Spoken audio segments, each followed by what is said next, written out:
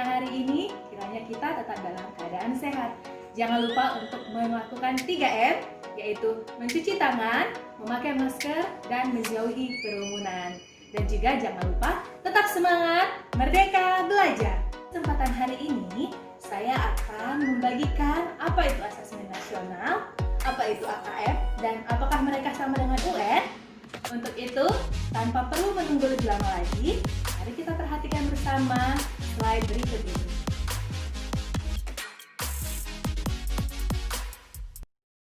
Nah, kita lihat yang pertama yaitu pengertian dari asesmen nasional. Asesmen nasional itu apa? Yaitu program penilaian terhadap mutu setiap sekolah, madrasah, dan program kesetaraan. Jadi ingat ya, itu untuk menilai mutu sekolah. Jadi bukan untuk menilai dari setiap individu siswanya.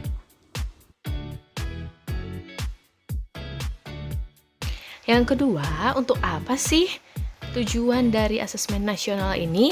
Nah, yang pertama itu pengembangan dari kompetensi dan karakter murid. Jadi tidak melulu tentang pemahaman mengenai mata pelajaran, tetapi juga karakter dari setiap peserta didik. Yang kedua, tujuannya adalah memberi gambaran tentang karakteristik esensial sebuah sekolah. Jadi, gambaran tentang sebuah sekolah itu ya, bukan dari siswa-siswanya atau nilai-nilai mata pelajaran siswanya. Nah, sampai di sini sepertinya peserta didik mulai bernafas lega karena asesmen nasional ini tidak seperti UN yang menentukan sebagian kelulusan mereka, ya kan? Jadi, buat apa sih sebenarnya asesmen nasional ini? Kenapa sih penting? Yuk kita lihat dulu slide berikutnya. Nah, kenapa asesmen itu penting? Asesmen nasional penting untuk meningkatkan mutu pendidikan. Jadi mutu pendidikan dilihat bukan hanya dari komponen sekolah saja ya, siswa, guru, kepala sekolah, bahkan juga pemerintah setempat. Nah, untuk kelas 5, 8, dan 11, mereka bisa memberikan informasi melalui literasi AKM, numerasi, survei karakter, dan survei lingkungan belajar yang membuat mutu pendidikan kita bisa meningkat harapannya. Lalu, bagi guru, melalui asesmen nasional ini, guru bisa mengembangkan berbagai macam asesmen yang mengembangkan kompetensi ya. Jadi tidak hanya mengenai konten saja, tidak mengenai isi materi, tetapi kecakapan-kecakapan hidup dari peserta didik itu. Yang kedua, guru bisa memberikan informasi melalui survei lingkungan belajar, bagaimana pembelajaran di sekolah, apakah sudah bisa mendukung untuk kemajuan dari mutu pendidikan itu atau tidak. Nah, dari kepala sekolah juga seperti itu, mendukung pengembangan asesmen yang dilakukan guru dan juga memberikan informasi melalui survei belajar. Nah, untuk pemerintah juga bisa nih, karena asesmen nasional mereka bisa memberikan sebuah laporan tentang potret atau pemetaan mutu sekolah sistem pendidikan secara keseluruhan. Ya, jadi dari tadi siswa, guru, ke kepala sekolah, akhirnya pemerintah bisa melaporkan atau mendapatkan potret tentang kemajuan pendidikan setiap satuan pendidikan dan akhirnya ke seluruh Indonesia. Nah, setelah dilihat hasilnya, pemetaannya, lalu dibuatlah sebuah rangkuman dan akhirnya apa yang bisa diperbaiki ke depannya bisa diperbaiki. Nah, jadi intinya adalah untuk meningkatkan mutu pendidikan. Nah, selanjutnya mari kita lihat apa yang diukur dalam asesmen nasional. Ada 3 hal. Yang pertama adalah asesmen kompetensi minimum, atau itulah yang sebenarnya kita katakan dengan AKM. Apa saja AKM itu?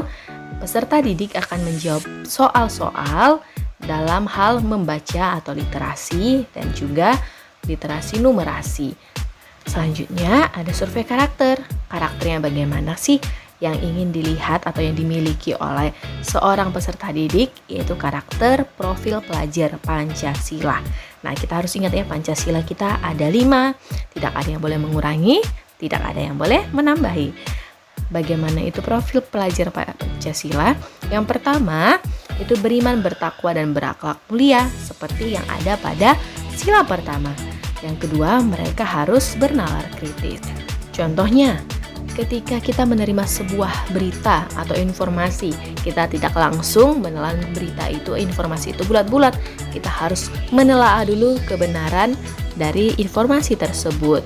Sehingga seperti sekarang ini kita tidak mudah untuk termakan yang namanya hoax ataupun ujaran kebencian. Lalu ada karakter mandiri, kreatif, dan bergotong royong yang saya rasa sudah sangat jelas. Lalu berkebinekaan global. Berkebinekaan global maksudnya ketika Indonesia ini terdiri dari begitu banyak suku, budaya, bahkan juga agama, kita tidak boleh membeda-bedakan, kita tidak boleh menekan suatu kelompok atau merugikan suatu kelompok demi kepentingan kita sendiri. Itu dia dari survei karakter. Yang selanjutnya ada survei lingkungan belajar. Nah, kalau yang ini dilakukan oleh guru dan juga kepala sekolah. Survei lingkungan belajar, ini dia melihat iklim belajar dan iklim satuan pendidikan. Kita bisa melihat dari keamanan sekolah, apakah itu aman untuk sekolah, untuk guru, untuk siswanya. Lalu iklim kebinekaan sekolah, indeks sosial ekonomi, di sini kita bisa lihat pendidikan orang tua, profesinya, baru kualitas pembelajaran dan pengembangan guru. Nah, jadi kalau kita lihat di sini ternyata bukan hanya siswa, tetapi guru bahkan juga semua warga sekolah diminta untuk berpartisipasi dalam meningkatkan mutu pendidikan. Nah, selanjutnya mari kita lihat apa itu AKM. Nah, AKM di sini Assessment Kompetensi Minimum, yaitu dasar-dasar yang sangat diperlukan oleh siswa dalam mempelajari semua mata pelajaran. Jadi, semua mata pelajaran siswa itu pasti ada yang namanya membaca dan juga berhitung atau literasi dan numerasi.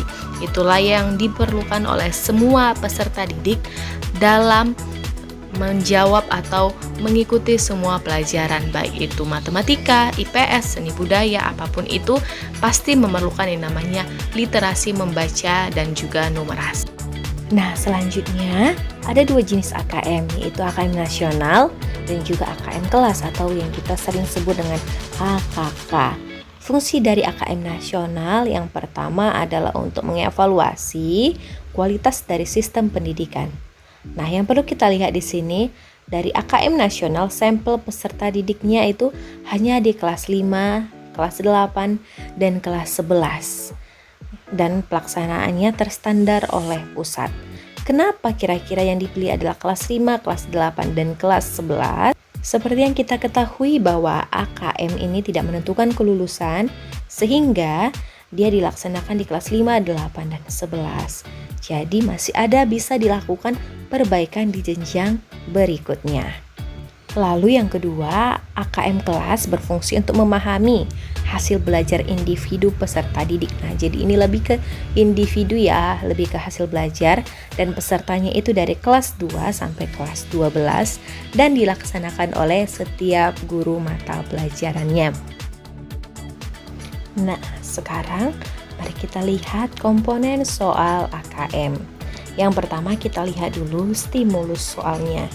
Nah, stimulusnya itu harus merupakan soal-soal yang menarik, yang ada hubungannya dengan kegiatan sehari-hari ataupun terkini. Lalu, dia harus teks yang berkaitan dengan informasi, sastra, grafik tabel, gambar, dan infografis. Lalu harus kita diminta untuk berpikir dalam memecahkan sebuah masalah ataupun konsep. Di sini kita diminta untuk berpikir kritis. Lalu dia tidak mengandung yang namanya unsur agama, ras, politik, pornografi, kekerasan, dan propaganda. Selanjutnya, kita akan melihat konten, proses kognitif, dan konteks dari literasi membaca. Dari kontennya, dia terdiri dari teks informasi dan juga teks sastra. Yang kedua, proses kognitifnya, kita harus menemukan informasi, interpretasi, dan integrasi, dan diminta untuk tingkat yang ketiga yaitu mengevaluasi dan merefleksi suatu teks. Lalu dari segi konteks, dia itu harus melingkupi personal, sosial budaya, dan juga saintifik. Lalu dari segi numerasi, kita lihat sekarang kontennya yaitu ada bilangan, pengukuran dan geometri, data uncertainty, dan juga aljabar. Untuk proses kognitif dan juga konteksnya kita bisa sama-sama melihat di slide yang di atas. Nah, ini adalah salah satu contoh dari teks literasi, yaitu literasi dalam teks sastra. Di sini diminta untuk menjawab pertanyaan sesuai dengan teks yang sudah diberikan. Nah, ini adalah contoh soal numerasi. Jadi tidak melulu langsung soal angka ataupun rumus, tetapi kita diminta untuk berpikir kritis, nalar, dan juga diminta untuk membaca. Jadi di sini juga kalau bisa kita lihat kita disuruh menjelaskan alasan kita. Oke, ini dia contoh-contoh soalnya. Nah, untuk soal yang lebih banyak lagi, kalian bisa melihat di pusmenjar.kemendikbud.go.id/akm. Di situ kita bisa melihat berbagai macam soal dari berbagai level, dari SD sampai ke tingkat SMA. Nah, itu tadi contoh-contoh soalnya. Sekarang bentuk soalnya bagaimana ya? Nah, ada 5 dia bentuk-bentuk soal dalam asesmen nasional. Yang pertama itu pilihan berganda, ya seperti yang biasa kita temui dalam kehidupan sehari-hari ya, atau dalam kelas. Untuk SD dia 3 pilihan, SMP dia 4 pilihan, dan untuk jenjang SMA dia ada 5 pilihan. Kedua ada pilihan ganda kompleks, jadi peserta didik bisa menjawab lebih dari 1 jawaban. Lalu ada soal menjodohkan, lalu ada isian singkat, dan yang terakhir adalah uraian. Di sini menjawab beberapa soal dengan kalimat-kalimat dan memberikan penjelasan atas jawaban tersebut.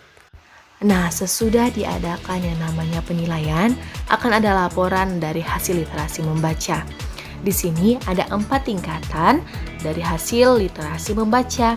Yang paling rendah itu dia dinamakan perlu intervensi khusus.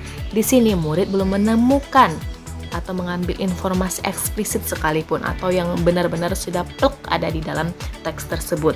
Lalu ada tingkat dasar. Di sini peserta didik mampu mengambil informasi eksplisit dan bisa membuat interpretasi sederhana sebuah teks. Lalu di tingkat yang ketiga ada yang namanya cakap. Di sini peserta didik sudah mampu membuat interpretasi dari informasi implisit, lalu bisa membuat simpulan dari hasil integrasi beberapa informasi dalam sebuah teks.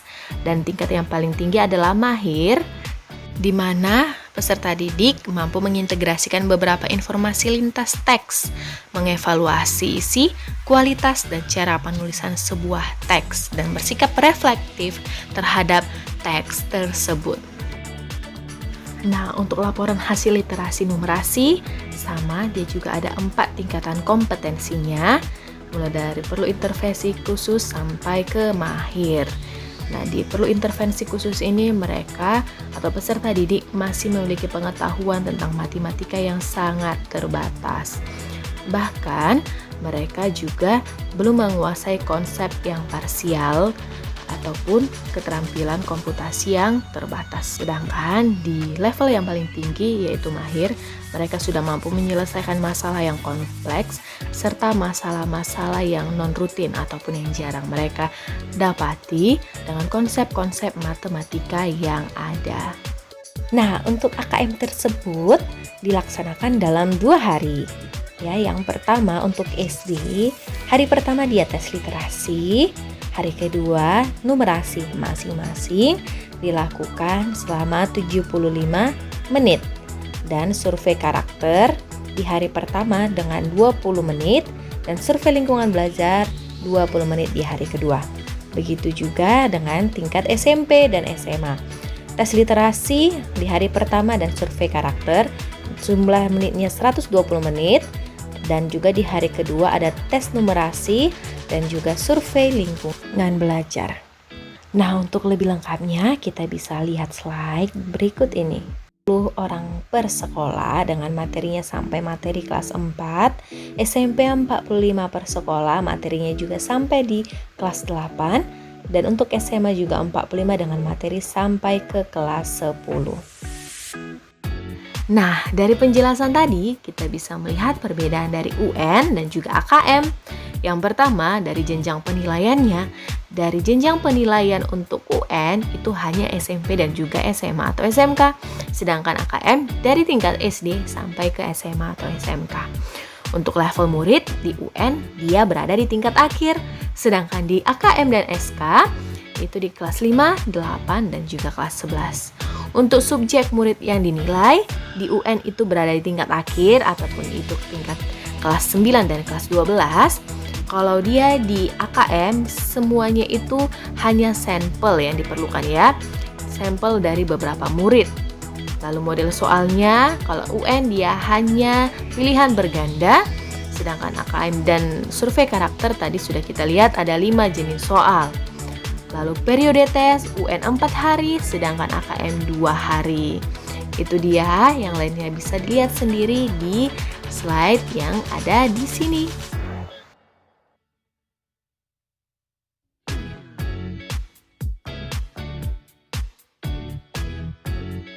Demikianlah penjelasan singkat mengenai AKM.